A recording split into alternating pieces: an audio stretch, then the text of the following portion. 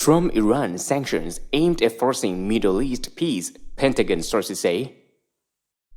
The battle for the planet Earth has heated up again with major movements in the Middle East, Malaysia, Indonesia, Europe, the US, and elsewhere as a final showdown approaches between the Zionist fanatics who want World War III and the rest of humanity who want world peace and friendship.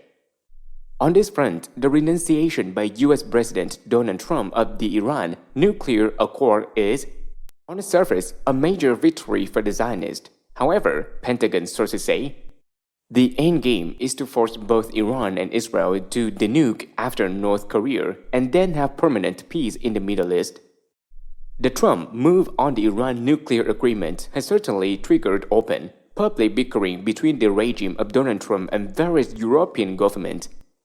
Thus, we have EU Commission President Jean-Claude Juncker saying the EU had to replace the United States, while German Chancellor Angela Merkel said Europe could no longer count on US military protection. Of course, French President Emmanuel Macron and UK Prime Minister Theresa May also denounced the Trump move. This clear and obvious split between the US and Europe is unprecedented in the post-war era. However, Pentagon sources insist that Trump is pulling out the Iran deal to take down corrupt EU and US officials who may have been bribed, along with globalist French companies like Airbus, Total, Renault, and Peugeot, as well as German companies like Siemens.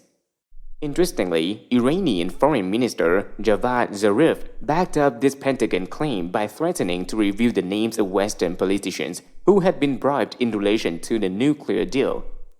Pentagon sources say that leading Western politicians who are implicated in bribery related to this deal include former French President François Hollande, current French President Macron, Germany's Merkel, former US President Barack Obama, and former US Secretary of State John Kerry. By the way, we were told by reliable sources that Kerry has not been off this earth since late 2016, and we suspect that recent videos of him in Tehran are recycled footage. In any case, what is especially interesting about this Iranian move is that it shows signs of deep-level coordination between the Trump regime and the Chinese government. If you adhere to the old adage, follow the money, or the even older saying, "We bono," who benefits? You will notice that Europeans will suffer the most and Chinese gain the most from the new sanctions. In particular, it looks like the Chinese state-owned oil company, CNPC, China National Petroleum Company, is about to take over French Total massive gas operations in Iran. This means the Chinese would join the Russians as major suppliers of European gas. The timing also coincides with the opening of major new Chinese rail and transportation links with Iran, providing Iran with Chinese substitute for any lost European business. The Americans have been minor players in Iran in recent years. The Zionists, for their part, acted like Hitler did when he started World War II by attacking themselves and then blaming another country. To be exact, the Zionist Nazi regime of Israeli Prime Minister Benjamin Netanyahu attacked Israeli positions in the Golan Heights, so they could have an excuse to attack Iranian interests inside Syria, according to Pentagon sources. Needless to say, this latest criminal move failed, yet again, to start World War III as desired by the Zionist fanatics. Of course, all the brouhaha about Iran drew world attention away from events in Malaysia that are likely to be even more devastating for the war-mongering Zionists. Here, former Prime Minister Mahathir Mohamad took power from Zionist pawn Najib Razak in an election upset last week. This means the still sleeping section of the world is about to learn what really happened to Malaysian Air Flight 370.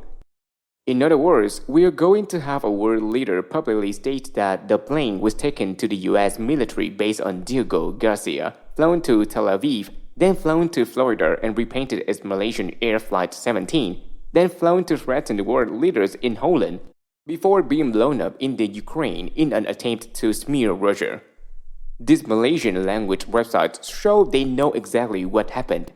Then, of course, there's the multi-billion-dollar embezzlement scandal involving Malaysia's 1MDB development fund. The complex scandal involves Goldman Sachs, UBS, Deutsche Bank, and the movie The Wolf of Wall Street, among many others. Mahathir has prevented ousted Prime Minister Razak from leaving the country as the investigation into the scandal is reopened. It is interesting how the Zionist corporate media suddenly dropped the story about the Malaysian change in government like a hot potato after accusing Mahathir of being anti-Semitic. The Zionists have also been busy bombing Indonesia recently, according to CIA in Southeast Asia, who sent the following via email. The terrorists have come to Indonesia. This is on another false flag event created to cause a major war between Christians and Muslims. We knew this would happen. It is tied to the Zionist cabal attempt to take control of Indonesia, divide and conquer. This is very serious, Ben. Indonesia is the most important country in Southeast Asia. The power that controls Indonesia controls the region. All of this tumult in the region has turned attention away from a major change in Japan, where the government has made what amounts to a 180-degree turn in its region anti-China stance. Last week, Chinese Premier Li Keqiang was taken on a tour of Japan by slave Prime Minister Shinzo Abe, and the two countries signed a slew of cooperation agreements. Most importantly, they agreed in principle to reopen a swap arrangement of Japanese yen for Chinese yuan. This, of course, is yet another major blow to the petrodollar. This renewal of friendship was made possible by a change in U.S. policy towards Northeast Asia, as seen in the upcoming reunification of Korea, Pentagon sources say. The truth that Fukushima was a Zionist war crime and not a natural disaster will also come out soon, the sources promise. Meanwhile, back in the United States, Pentagon sources are saying the process of removing the Khazarian mafia continues. In particular, Pentagon sources say, anti-Trump Hillary Clinton supporter New York Attorney General Eric Schneiderman may be prosecuted for protecting the Clinton Foundation and the NXIVM child trafficking sex cult, along with birthman heiresses Claire and Sarah. The Pentagon sources say the removal of Schneiderman has made it possible now for FBI investigations to move forward to take down even more cabal and Democrats. The sources also say that more military are being recalled to active duty to prepare for the continued cleanup of the U.S. As a part of this, they say, Iran-Contra Marine Lieutenant Colonel Oliver North is now president of the NRA to defend gun rights. If the U.S. military is serious about cleaning up the U.S., though, they will have to take a closer look at Donald Trump. Arab sources forwarded us a link to the following video that presents comprehensive evidence showing Trump was financed throughout his career by Rothschilds. Basically, it claims that when the Rothschilds tell Trump to jump, he answers, "How high?" We have been told the new head of the Rothschilds London branch, Nathaniel Rothschild, is a reformer. However, unless we see more proof of this in his words and actions, we will provide the U.S. military with missile coordinates for the island where many members of this family are hiding out. Taking out this island, together with Zurich and Zug, Switzerland may be the key to freeing humanity. If the Rothschilds really do think they are now working for the good guys, we strongly suggest they contact the White Dragon Society directly and not through process. On a final note this week, Japanese police alerted us to a disturbing post by the activist known by the name of Cobra. Cobra is telling readers they may be contacted by members of the resistance, who will give them 10 to 15 minutes to collect personal belongings.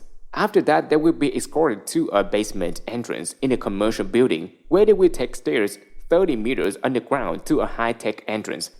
There, you will enter through the high-tech door by yourself. You will be asked to take off all your clothes and leave the bag with your personal belongings in a special tray. Then you will be asked to enter the shower cabin. After being accepted into the resistance, you will not be able to go to the surface, contact the surface population, or even use the surface internet, cell phone, network. To a lot of us, this sounds like taking a ride on Comet Hell Bob or drinking Kool-Aid at Jonestown. But Cobra, when contacted about this by email, had the following to say. It is not Jonestown. It is not a mass recruitment, but a potential protocol for a very small and selected group of people. People are massively misunderstanding this and are overacting. Maybe, but personal, the idea of entering a shower room and then losing all contact with the outside world brings up associations with places like Auschwitz, Poland.